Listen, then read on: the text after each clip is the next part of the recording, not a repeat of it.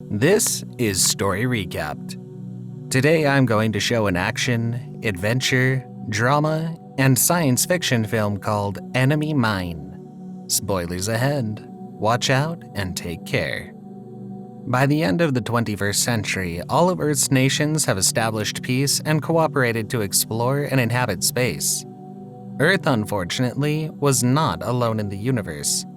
Colonists on Earth came across a species of non-humanoid aliens known as the Dracs.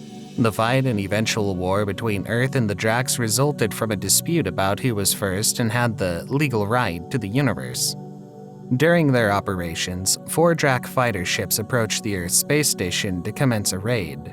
Among the fighter pilots are Davidge and his co-pilot Wooster. The Earth defenders appeared to be winning the battle until 6 Drac fighter ships joined the combat. Echo 6, an Earth fighter, is destroyed by one of the Drac fighters, killing its pilots. Enraged, Davidge pursues the Drac spacecraft away from the remainder of the action, but the Drac pilot skillfully evades multiple beam volleys. Wooster alerts Davidge that their ship's motors are overheating and they're approaching the uncharted planet Phyrene 4. However, Davidge is fixated on destroying the Drac ship and the pilot. Finally, he hits the Drac ship's wing, damaging but not destroying it. In the fog of the upper atmosphere, he sees the Drac pilot eject from its ship but soon loses sight of both the pilot and the ship. Among all the chaos, Davidge saves Wooster from the wreckage, but his ship explodes, including their supplies. Wooster is severely injured from the impact and dies. Davidge puts up a stone barrow over Wooster's remains and places Wooster's broken helmet atop it as a memorial. He locates the wreckage of the Drac ship and is confident that the escape pod with the Drac pilot is nearby. As he sets out to kill the Drac, he realizes that he's never seen one of their race before and knows very little about their physique. He only understands that they are reptiles with male and female body parts. As Davidge explores the planet, a long tendril emerges from the sinkhole's bottom, scanning the air for vibrations and odors. It pulls back and grabs a turtle-like creature's shell, pushing it down into the sand. A gigantic belching sound is heard as the turtle creature's shell is spewed out of the sinkhole, joining other similar shells surrounding the sinkhole's sides. Davidge walks to a lake in an unfamiliar place and discovers the Drac pilot swimming and bathing itself. It squats by a bonfire after emerging from the water, still recovering from the crash. Davidge gets closer to kill it, but a tiny rock outcropping under his boot falls as he aims his pistol. He clings to the ledges, but his gun slips and falls into the lake below, alerting the Drac. Davidge stays motionless until midnight when he makes his move. The Drac stows its gun on the broken spacecraft's bulkhead and dives back into the water to resume swimming. Davidge finds a container of flammable fuel, spills it across the lake's surface, and then burns it with a flare. He reaches for the Drac's weapon, hysterically laughing at the thought that the Drac must be on fire. He convulses upon touching the weapon, discovering that the Drac had placed it in close contact with the ship's exposed circuitry. The Drac stands over Davidge and greets him with a victorious grin after kicking him away from the ship. When Davidge yells the slurred toad face at the Drac, it instantly stands up and walks over to him. When the Drac says Kosva son Jariba Shigan, he realizes that the creature has just revealed its name, Jariba Shigan. Later, the Drac is asleep when a meteorite hits the ground beside him, setting off a meteor shower throughout the sky.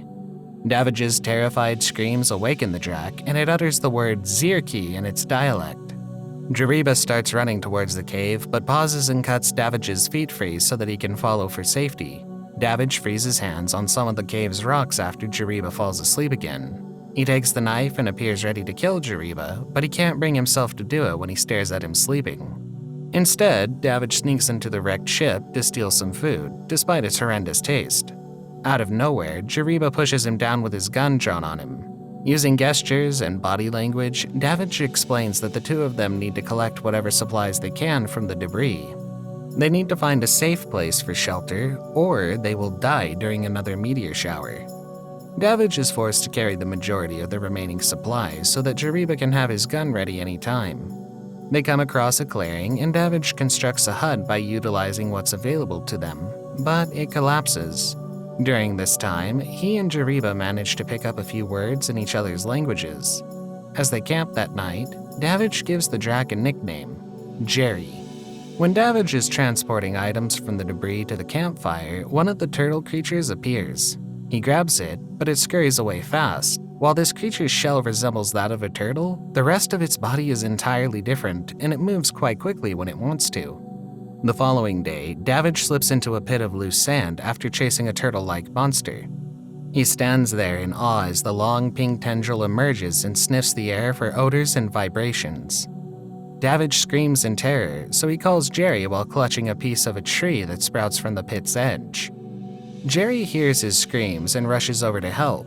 Jerry clutches his hand and fires, cutting the tendon, just as he's about to be pulled to the bottom of the pit. The creature's terrifying head emerges with a wide mouth filled with razor teeth. Jerry fires again, this time smashing the creature's head with many shots. Later that evening, Davidge thanks Jerry while the latter heals his wounds. While the Drac tends to him, Davidge recognizes that the sand creature won't consume the turtle creatures because of their shells. He adds that the shells may even resist meteors and that their low weight makes them ideal for a shelter. The very next day, Davidge collects several shells and constructs a sturdy shelter for him and for Jerry. Jerry places the Talmud, a holy booklet, around Davidge's neck.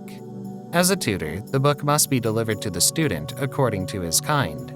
They develop an unconventional friendship as time passes by on the unexplored planet. They learn each other's language and begin to find comfort in each other. One day, another meteor shower occurs, so both of them hurry to the safety in their shelter. As they rush to the bunker, Jerry travels much slower and even stumbles. Jerry becomes defensive soon, and a heated dispute ensues, culminating in a violent brawl. Afterward, they both lay on the ground, and Davidge realizes that both of them are starting to go insane from the isolation. Davidge finally decides to head out and explore the planet to find the source of the sounds and light that he heard and saw. On the other hand, Jerry refuses to travel because he believes that they are the only ones on the planet. He and Jerry will almost certainly die if he cannot return, so they bid their goodbyes. Davidge jumpstarts his journey by walking out into the glow of a hot lava lake. He whoops with glee at the sight of empty Pepsi Cola bottles. He discovers a vast amount of scrap metal, indicating the existence of mining activity on the planet. But Davidge's joy is short-lived as he discovers a Drac's skull among the trash. With confusion, he surmises that there may be humans around who take advantage of Dracs for labor purposes. At the shelter, Davidge rejoins Jerry as winter falls on the planet. Jerry is overjoyed to see Davidge and finally tells what has been wrong and why he couldn't leave with him. Jerry is currently pregnant. Jerry tells Davidge that the Drac people, unlike humans, are hermaphroditic, meaning they reproduce automatically when the time comes. After some time has passed, Jerry begins stitching clothing for the baby. When Davidge asks if the Drac baby has a name, Jerry responds that the name will be Zamis. While sleeping, the ground beneath them starts to shift and a little sinkhole appears. Another sand creature has been creeping underground and discovered them. The tongue wraps itself around Jerry's neck, strangling and dragging him towards the creature's jaw. Jerry thrashes and kicks around helplessly until they manage to escape. Davidge gradually awakens, then abruptly becomes fully alert. They run out of the shelter as the monster has ruined their home amid the bitter cold. Jerry and Davidge discover a cave deep beneath the Earth's surface for warmth and shelter. As they fall asleep again on the ground, Jerry explains that a Drac infant does not fully integrate into their family until it is presented before the sacred council of Dracs on their home planet of Drakon by its parents. Jerry needs to do the practice for Zamis, or the lineage of Jariba will end. After some time, it's time to deliver the baby. Davidge is terrified of the idea of losing Jerry, who has become one of his closest friends. Jerry immediately calms down and urges Davidge to step in as a father for Zamis, increasing his concerns. Davidge must one day complete Jerry's role and bring Zamis before the Sacred Council on Drak's homeworld and recite its lineage. Jerry is only content when Davidge pledges to carry out his promise. He slowly goes away and dies, and Davidge can only watch helplessly. Davidge sits numbly, shocked until he sees the birthing sac moving. He opens it and pulls out the newborn Drac infant, Zamis, who he examines with awe. Months pass and Zamis grows far quicker than a human child, reaching the size of a human adolescent. He's capable of thinking, reasoning, and communicating. One day, Zamis questions their physical differences, so Davidge patiently explains Zamis is aware that he is of a different race than Davidge and that he is not his parent. But with no other Jacks to assist him in appreciating his race and people, he wishes he were human. Meanwhile, the scavenger mines are becoming more prevalent on the planet, raising Davidge's concerns. Zamis learns about the scavenging mine and, despite Davidge's warnings, eventually goes there in the hopes of encountering other Jacks. Zamis explores, perplexed and disturbed by the sight of human scavengers abusing Jack slaves, only to discover two of the scavengers, Stubbs and Jonathan. The brothers seize Zamis, but just as they take him away, an arrow pierces through Jonathan, killing him. Unfortunately, Zamis runs between Davidge and Stubbs draws his gun and fires a shot at Davidge, which severely injures him.